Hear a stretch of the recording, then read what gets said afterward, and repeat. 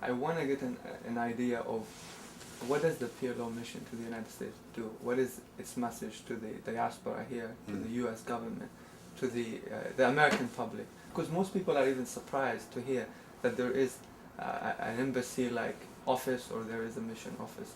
Actually, we are playing the role of an embassy here in the United States, although for so many reasons, political and others, the U.S. administration did not or does not recognize the PLO office here as being an embassy, and they don't grant us the full diplomatic privileges that they grant to other foreign missions. We are considered a foreign mission. We are exactly like the Embassy of France, the Embassy of Saudi Arabia, the Embassy of Nigeria. When it comes to the classification, we are a foreign mission. But the administration imposed many restrictions on our work that somehow deprived us from all the privileges that we usually or other fully fledged embassies enjoy.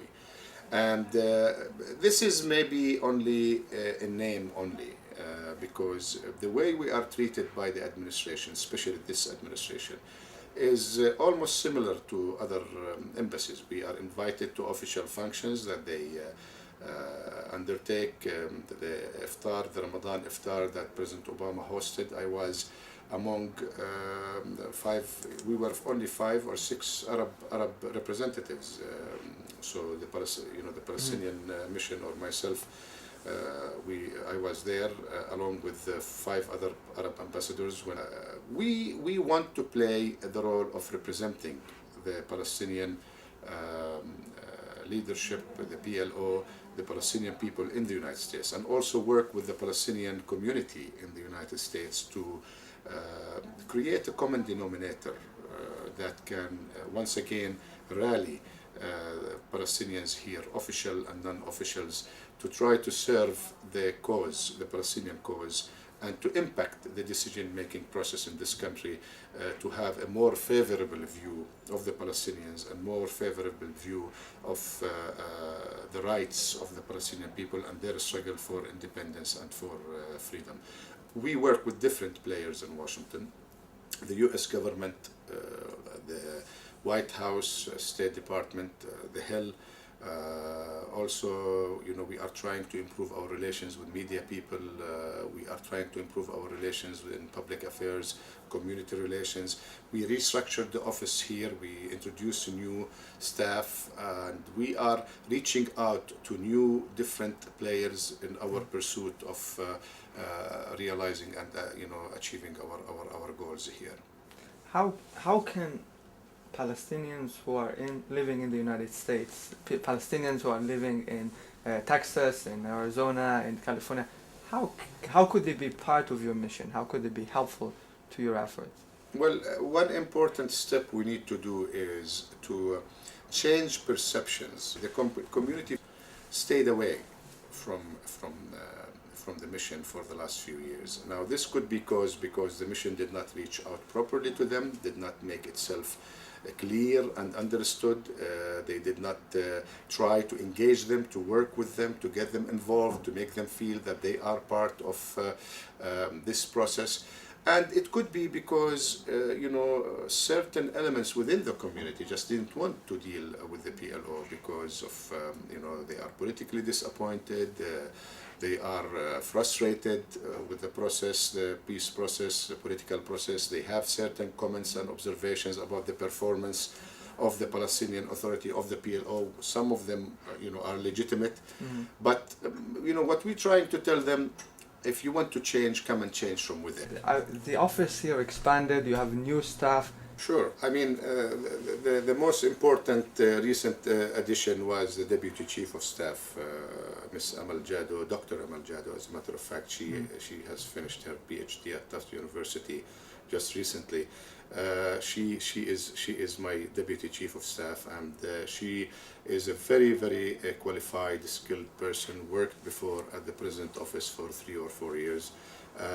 She is part of the new generation, like our new generation. She understands the situation well, and she can express our views in a very eloquent manner, and she is going to be helpful, and it is great to have her here.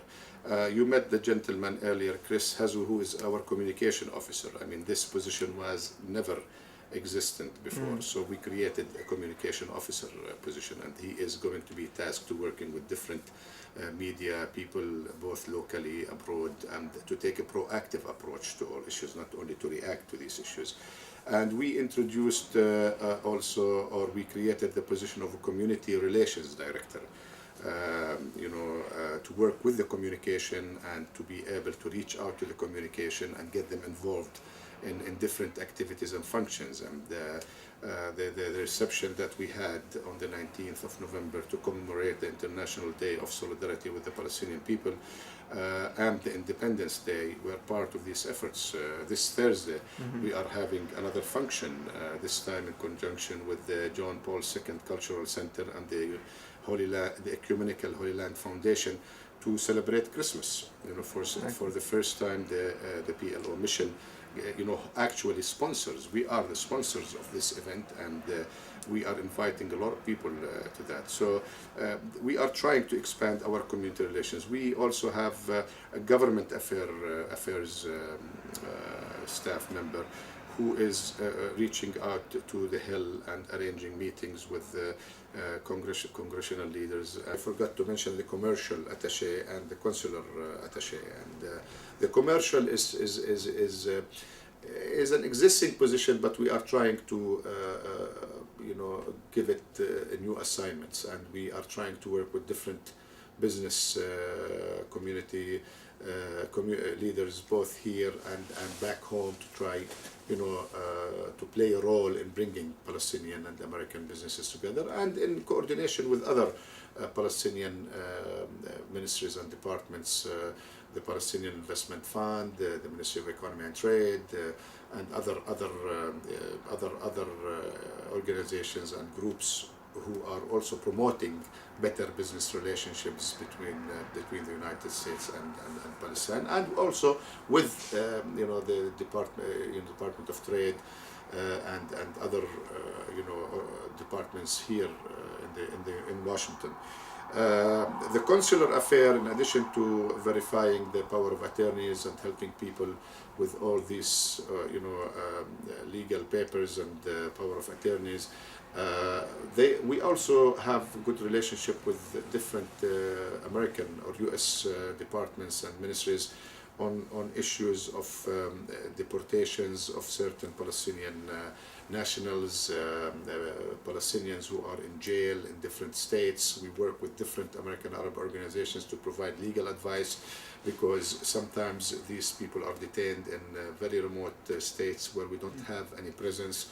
And we try to pursue their cases both with the American government and with other local organizations, to help them and to try to make, if there is deportation, their deportation to be smooth, and to try to provide protection for the civil rights here. And again, this depends on our financial and human resources, but we are expanding